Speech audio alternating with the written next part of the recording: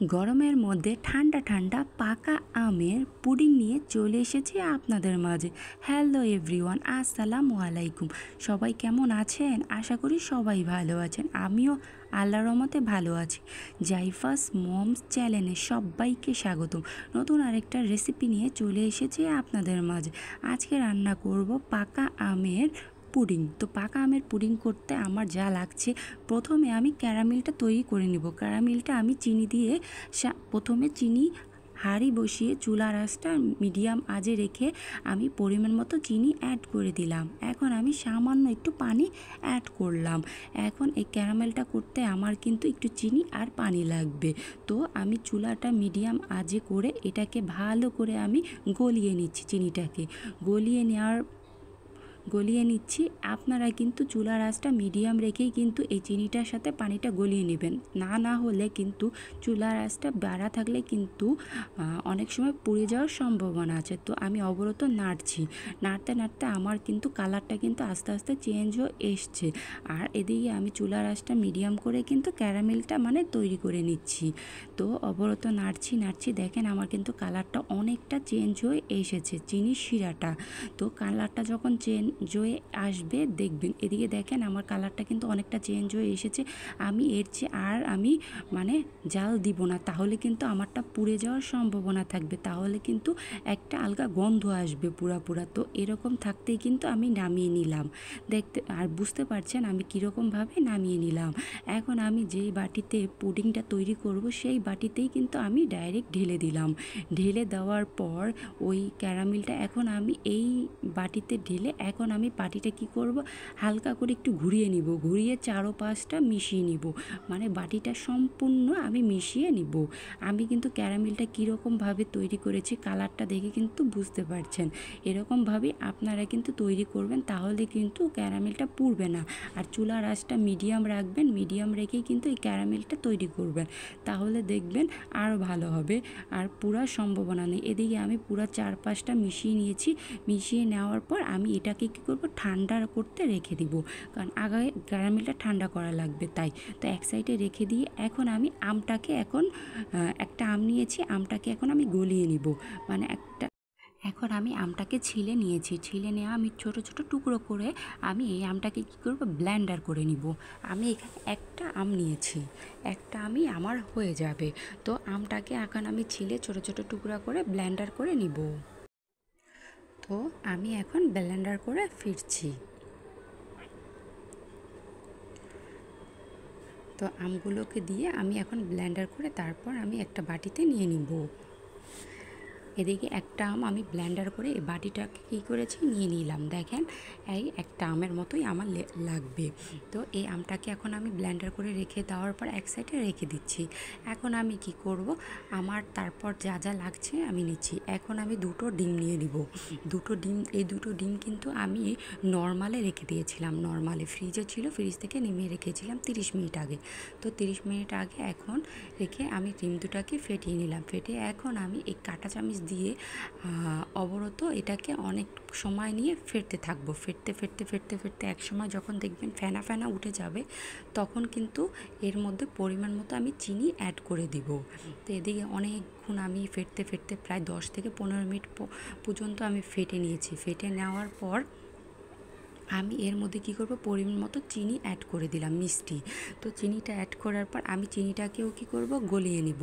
দেখেন আমি গলিয়ে নিচ্ছি চিনিটাকে। আমার এই পুডিংয়ের রেসিপিটা যদি ফলো করে আপনারা বাসায় করেন, সত্যি বলছি দারুণ মজার একটা পাকা আমের পুডিং। আমার কিন্তু চিনিটা অনেকটা গলে গেছে। দেখেন আমি কিন্তু নেড়ে দেখাচ্ছি আপনাদের। দেখেন আমার চিনিটা অনেকটা গলে যাওয়ার পর আমি কিন্তু নাড়ছি আর অনেকটা ফেনা উঠে গেছে। যখন দেখবেন ফেনা উঠে যাবে, তখন মনে করবেন আপনার ডিমটা অনেকটা ফেটা হয়ে গেছে। তো এদিকে আমি ভালো করে একটু সময় নিয়ে কিন্তু আমি এই ডিমটাকে ফেটিয়ে নিচ্ছি। তো ফেটে নেওয়ার পর আমার আর যা লাগবে দুধ। তো আমি কিন্তু আগে থাকতে আমি দুধটা কিন্তু জাল দিয়ে রেখেছিলাম। আমি এই দুধটাকে 2 কাপ দুধ জাল দিয়ে 1 কাপ করে নিয়েছি। আমার এই 2 কাপ দুধে আমি 1 কাপ জাল করে ঘন করে নিয়েছি। ঘন করে নেওয়ার পর এই দেখেন ঠান্ডা করে ওই ঠান্ডা দুধটাকেই কী করব, আমি এই ডিমের মধ্যে ঢেলে দিব। এই দুধটা কিন্তু আমার ঠান্ডা করা। আমি 2 কাপ দুধ, আবারও বলছি 2 কাপ দুধকে জাল করে 1 কাপ করে নিয়েছি। সেই দুধটাকেই ঠান্ডা করে আমি এখন এই ডিমের মধ্যে ঢেলে দিব সম্পূর্ণ।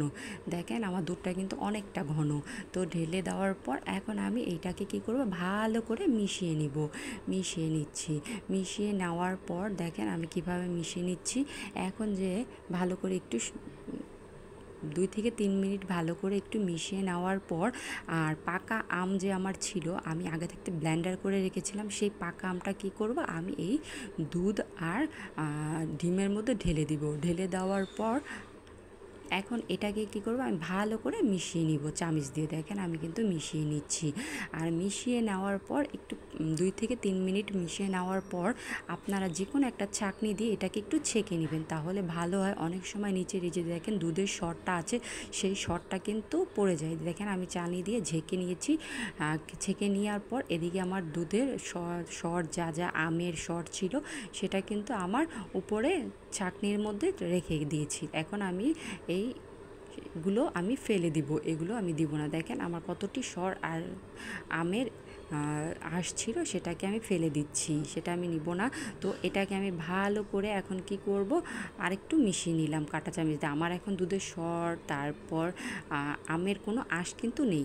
এখন আমি যে বাটিটাকে ক্যারামেল তৈরি করেছিলাম, সেই বাটিটাকে আমি কি করব, সম্পূর্ণ ঢেলে দিব। এই যে দেখেন আমি ক্যারামেল তৈরি করেছিলাম, সেই বাটিটাকে কি করব, আমি এখন এই সম্পূর্ণ এই আম, দুধ আর ডিমটা মিশিয়ে দিলাম। এই যে মিশিয়ে দিয়েছি। মিশিয়ে দেওয়ার পর এখন আমি, আপনার যদি এরকম কোনো ঢাকনা থাকে আপনি একটু ঢাকনা দিয়ে ঢেকে রাখতে পারেন, না হলে আমি কি করব, ফয়েল পেপার আছে, ফয়েল পেপার দিয়ে এটাকে সম্পূর্ণ ঢেকে দিব। ফয়েল পেপার দিয়ে ঢাকলে কোনো গরমের ভাব বা কোনো কিছু এটার ভিতরে যাবে না, পানি জাতীয়। তো ফয়েল পেপার দিয়ে আমি সুন্দর মতো এটাকে কি করছি, আটকিয়ে দিচ্ছি। দেখেন আমি সুন্দর মতো ঘুরিয়ে মিশিয়ে একবারে চাপা দিয়ে দিচ্ছি। এভাবে চাপা দিয়ে একবারে লাগিয়ে দিলে কি করবে, কোনো পানি জাতীয় কোনো কিছু ঢুকবে না। এখন এটাকে আমি কী করবো, পানির সাহায্যে ভাপ দেবো চুলার মধ্যে। আমি কিভাবে চুলা এটা করছি, তো চুলার মধ্যে আমি একটা হাঁড়ি বসিয়ে দিয়ে, আগে থাকতে একটা হাঁড়ি বসিয়ে দিয়েছিলাম। হ্যাঁ, সেই হাঁড়িটাকে একটা স্টিমার দিয়ে আমি কিন্তু এটাকে রান্না করে নিব, মানে ভাপ দিয়ে নিব। তো এদিকে আমি চুলায় কিন্তু একটা হাঁড়ি বসিয়ে দিয়েছি, একটা স্টিমার দিয়েছি। এখন আমি পানিটা কিন্তু আমার অনেকটা গরম হয়ে গেছে, আর পানির পরিমাণটা কিন্তু আমি অল্প দিয়েছি। আমার যে কাপ ছিল 1 কাপ পানি দিয়েছি। আর চুলাটা কিন্তু আমি প্রথমে হাই হিটে গরম করে নিয়েছি। গরম করার পর তারপর আমি চুলাটা কিন্তু ডিম করে রেখে দিয়েছি। এখন আমি যেই আমার যে পুডিংটা, সেটা আমি আস্তে করে ওটার উপরে বসিয়ে দিলাম। আর চুলার আঁচটা আমি মিডিয়াম আঁচ করে 40 থেকে 45 মিনিট আমি এটা ভাপ দিয়ে নিব। 40 থেকে 45 মিনিট যদি ভাপ নিয়ে নেন, তাহলে সম্পূর্ণ পুডিংটা হয়ে যাবে। এখন আমি এই চুলার আঁচটা ডিম করে এখন ঢাকনা দিয়ে ঢেকে রাখবো 40 থেকে 45 মিনিট। তো 45 মিনিট পর ফিরে আসছি। এদিকে দেখেন আমি 45 মিনিট পর ফিরে এসে দেখছি আমার পুডিংটা কেমন হয়েছে। এদিকে কিন্তু আমার পুডিংটা প্রায় হয়ে গেছে বন্ধুরা। হ্যাঁ, আমার পুডিংটা হয়ে গেছে। দেখেন আমি ঢাকনা উঠিয়ে দেখছি, আমি একটা কাঠির সাহায্যে আমি পুডিংটা দেখবো আমার হয়েছে কিনা, কিন্তু আমার পুডিংটা প্রায় হয়ে গেছে। তো বন্ধুরা, আমার এই রেসিপি ফলো করে কিন্তু আপনারা অবশ্যই বাসায় করবেন পাকা আমের পুডিং। দারুণ মজার একটা পুডিং। তো বন্ধুরা, প্রথম থেকে শেষ পর্যন্ত যারা আমার রেসিপিটা দেখছেন তাদেরকে অসংখ্য অসংখ্য ধন্যবাদ, অনেক অনেক ভালোবাসা। এখনও যারা লাইক করেন না, প্লিজ একটা করে লাইক, একটা কমেন্ট করবেন। নতুন বন্ধুরা হয়ে থাকলে আমার চ্যানেলটা সাবস্ক্রাইব করে দিবেন। তো বন্ধুরা, এখন আমি চুলার আঁচটা নিভিয়ে করে আমি একটা প্লেটে নিয়ে নিলাম। প্লেটে নিয়ে এখন আমি এটাকে কি করব, ফ্রিজে রেখে দিব।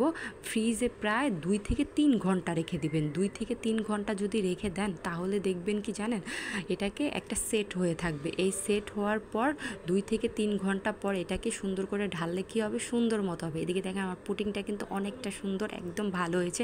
এখন আমি একটা কাঠির সাহায্যে দেখছি, কাঠিটা যদি প্লেন আসে তাহলে মনে করবো আমার পুডিংটা প্রায় হয়ে গেছে। এদিকে দেখেন আমার কাঠিটার মধ্যে কোনো কিছু লেগে যাচ্ছে না, সম্পূর্ণ পুডিংটা আমার হয়ে গেছে।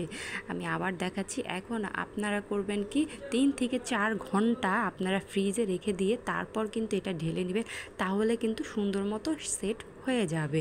তো বন্ধুরা এখনও যারা রেসিপিটা দেখতে দেখতে আমার রেসিপিটা বন্ধুদের মাঝে শেয়ার করে না, প্লিজ একটা করে শেয়ার করে দিবেন। আর আজকের আমার এই পাকা আমের পুডিং রেসিপিটা কেমন হয়েছে অবশ্যই কিন্তু জানাবেন। দারুণ মজার একটা রেসিপি। আপনারা অবশ্যই এখনও যারা গরমের মধ্যে ঠান্ডা ঠান্ডা পাকা আমের পুডিং খান নাই, তাড়াতাড়ি আমার রেসিপিটা ফলো করে দেখে নেন। এখন আমি সুন্দর মতো ফ্রিজে 2 থেকে 3 ঘন্টা রেখেছি, বেশি রাখা হয়নি, এর আগে আমি ঢেলে নিয়েছি, তাই আমার পুডিংটা একটু এরকম হয়েছে। তো আমি এদিকে আমি ঢেলে নিচ্ছি। আমার পুডিংটা কিন্তু প্রায় সুন্দর, মাশাআল্লাহ অনেক সুন্দর হয়েছে বন্ধুরা, দেখতে পাচ্ছেন। এভাবেই কিন্তু ঠান্ডা ঠান্ডা ফ্রিজে রেখে পাকা আমের পুডিং খেতে দারুণ মজা লাগে। দেখেন মাশাআল্লাহ খুব সুন্দর হয়েছে মাশাআল্লাহ। তো আজ এই পর্যন্ত, অন্য এক সময় অন্য আরেকটা রেসিপি নিয়ে চলে আসবো আপনাদের মাঝে। সবাই ভালো থাকবেন, সুস্থ থাকবেন। আল্লাহ হাফেজ, আসসালামু আলাইকুম।